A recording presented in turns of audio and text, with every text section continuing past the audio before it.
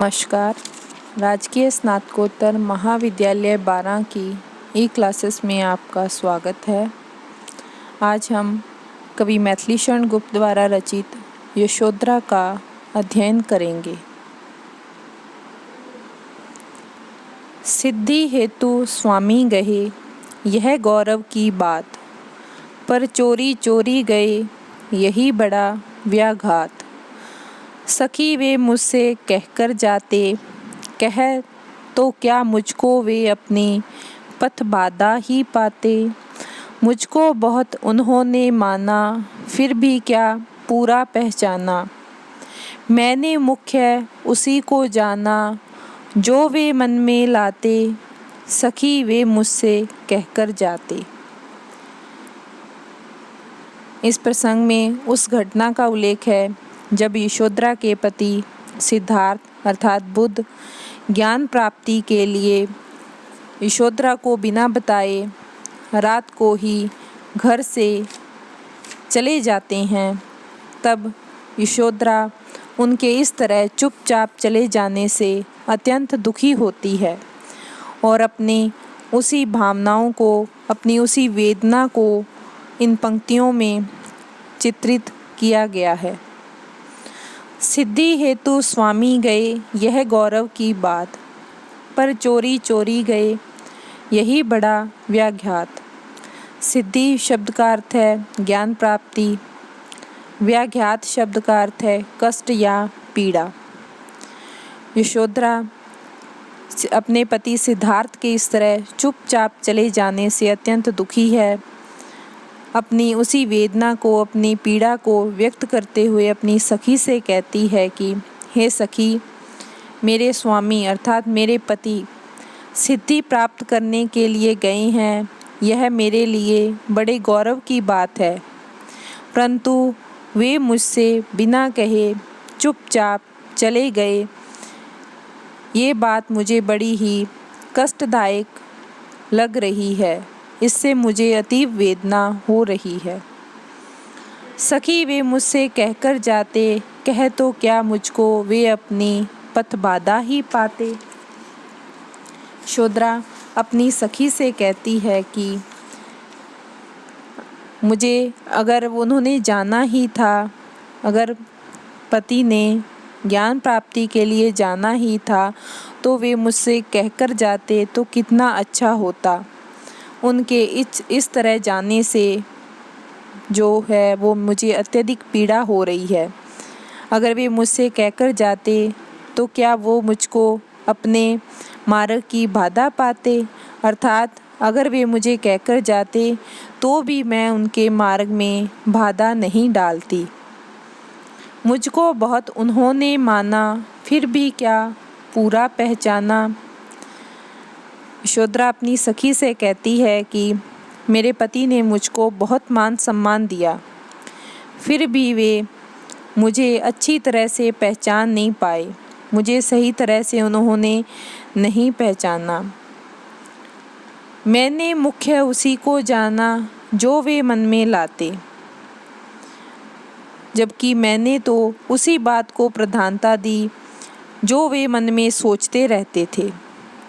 अर्थात पति के मन में अगर घर त्यागने का विचार था, तो अगर वे मुझे साफ साफ बता देते तो मैं उनकी इच्छा का विरोध कभी नहीं करती। इसलिए उन्होंने मुझे पहचाना नहीं और मुझे बिना बताए चुपचाप चले गए। यह उन्होंने अच्छा नहीं किया। सखी वे मुझसे कहकर जाते, उन्हें मुझसे कहकर जाना चाहिए था, तो अगर वे मुझसे कहकर जाते तो कितना अच्छा होता। स्वयं सुसज्जित करके क्षण में प्रियतम को, जो प्राणों के प्रण में हमें भेज देती हैं रण में, छात्र धर्म के नाते। सखी वे मुझसे कहकर जाते, हुआ न यह भी भाग्य अभागा, किस पर विफल गर्व अब जागा। जिसने अपनाया था त्यागा, रहे स्मरण ही आते, सखी वे मुझसे कहकर जाते। यशोधरा अपनी भावनाओं को अपनी वेदना को व्यथित होकर अपनी सखी से कहती है कि हे सखी, स्वयं सुसज्जित करके क्षण में प्रियतम को प्राणों के प्राण में हम ही भेज देती हैं रण में क्षात्र धर्म के नाते। कि हम जो भारतीय स्त्रियां हैं वो स्वयं ही अपने पति को अपने ही हाथों से सुसज्जित करके प्राणों की बाजी लगाने के लिए युद्ध भूमि में भेज देती हैं, क्योंकि यही हमारी क्षत्रिय धर्म का, क्षत्राणी धर्म का पालन करना है। इसलिए अगर वे मुझसे अपने घर त्यागने की, अपने निष्क्रमण के लिए पूछते तो मैं उन्हें खुशी खुशी विदा कर देती, उनके मार्ग में बाधा नहीं बनती। परंतु वे मुझसे कहकर जाते तो कितना अच्छा होता। सखी, वे मुझसे कहकर जाते। हुआ न यह भी भाग्य अभागा, किस पर विफल गर्व अब जागा। मेरा भाग्य भी न रहा, मेरा भाग्य भी इतना नहीं था कि मेरे पति मुझे इतना सम्मान दें कि मुझे अपनी इच्छा के बारे में बताएं। इतना भी मेरा भाग्य नहीं रहा।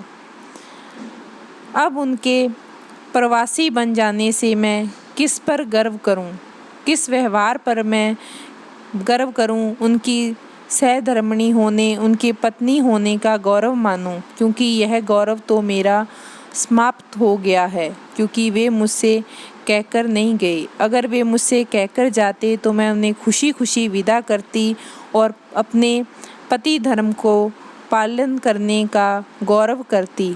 परंतु अब मैं किस बात पर गौरव करूं? वे मुझे त्याग कर चुपचाप चले गए। रहे स्मरण ही आते सखी, वे मुझसे कहकर जाते। अब तो उनकी केवल मधुर स्मृतियाँ ही बार बार आ रही हैं। मेरे मन में अतीव वेदना और पीड़ा हो रही है। हे सखी, अगर वे मुझसे कहकर जाते तो कितना अच्छा होता।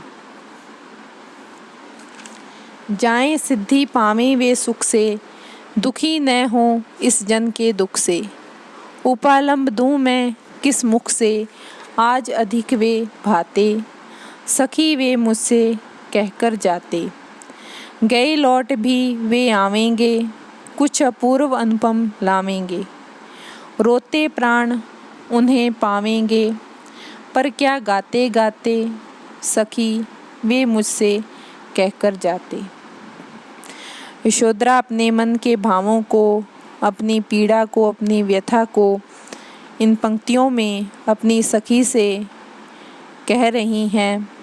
जाएं सिद्धि पावें वे सुख से, दुखी न हों इस जन के दुख से। यशोधरा अपनी सखी से कहती है कि हे सखी, प्रीतम चाहे यानी मेरे पति चाहे ही चुपचाप चले गए हैं, लेकिन वे सिद्धि प्राप्त करें, वे सुख से सिद्धि प्राप्त करें, उन्हें जरा भी दुख न हो और इस संसार की अर्थात मेरी व्यथाओं से वे बिल्कुल भी विचलित न हों। उपालंब दूं मैं किस मुख से, आज अधिक वे भाते। यशोधरा कहती है कि मैं अपने पति को किस मुख से उलाहने दूं। उपालंब शब्द का अर्थ है उलाहने देना। मैं किस मुख से उन्हें उलाहना दूं, क्योंकि जब उन्होंने मुझे पूछा तक नहीं तो मैं कैसे उन्हें कुछ कह सकती हूँ। यदि वे मुझसे पूछकर जाते तो आज दूर प्रवासी होने पर भी मुझे अधिक अच्छे लगते और मैं उनका गुणगान करती, परंतु उन्होंने तो मुझे इस लायक ही नहीं माना कि मुझे अपनी इच्छा के बारे में बता करके जाते।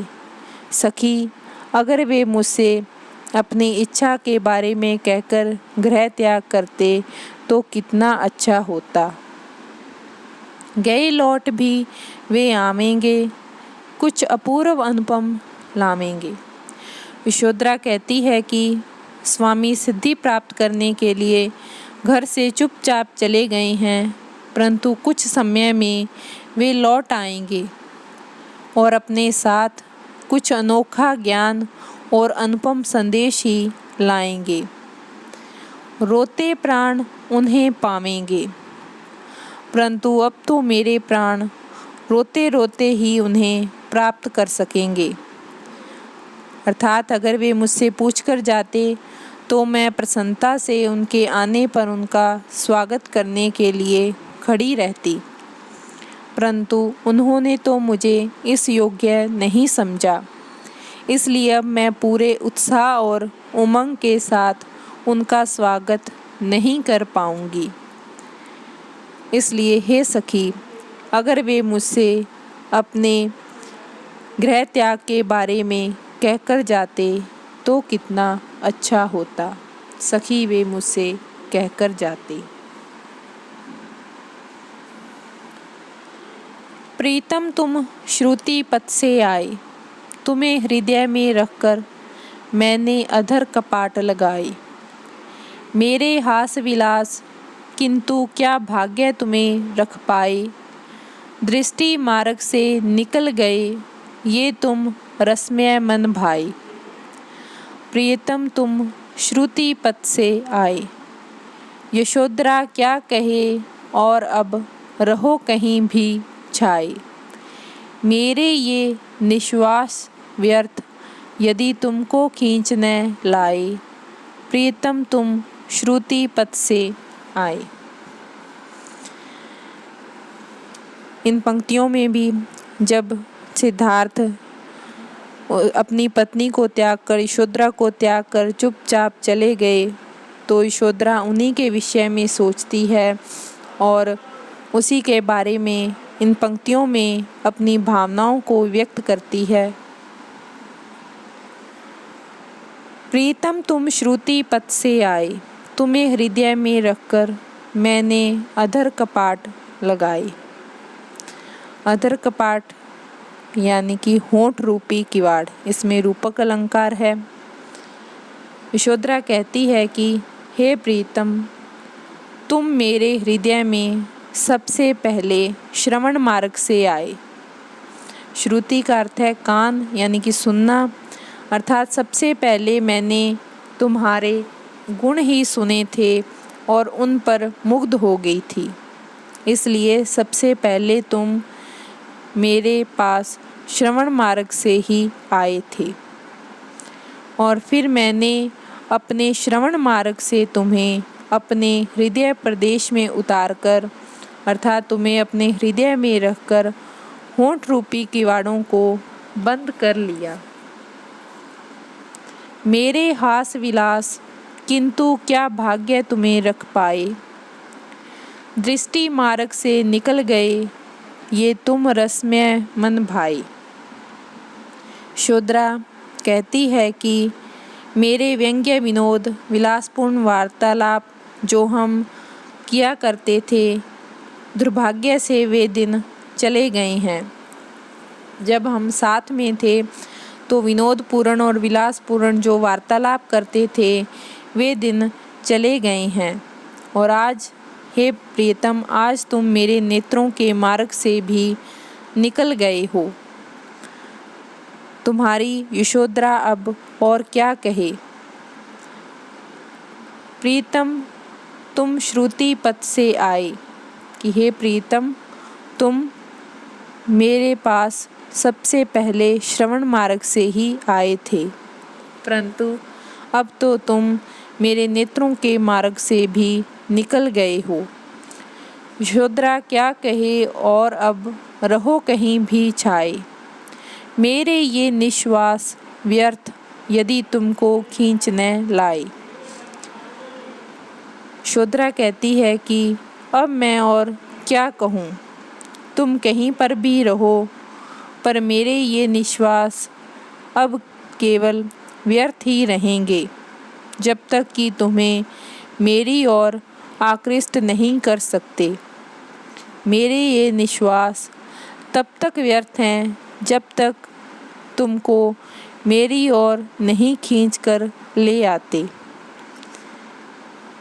अर्थात यशोधरा को पूर्ण विश्वास है कि अगर वह अपनी वियोग व्यथा के बारे में अपने प्रीतम को बताएंगी, अपने प्रीतम के हृदय पर इसका अवश्य प्रभाव डालेंगी, तो वे एक दिन उसके पास अवश्य वापस आएंगे। यशोधरा अगर अपनी वेदना और व्यथा को अपने पति को बताएगी तो वे अवश्य ही यशोधरा के पास आ जाएंगे। ऐसा यशोधरा का विश्वास था। प्रीतम तुम श्रुति पथ से आए। हे प्रीतम, तुम मेरे पास श्रवण मार्ग से आए थे।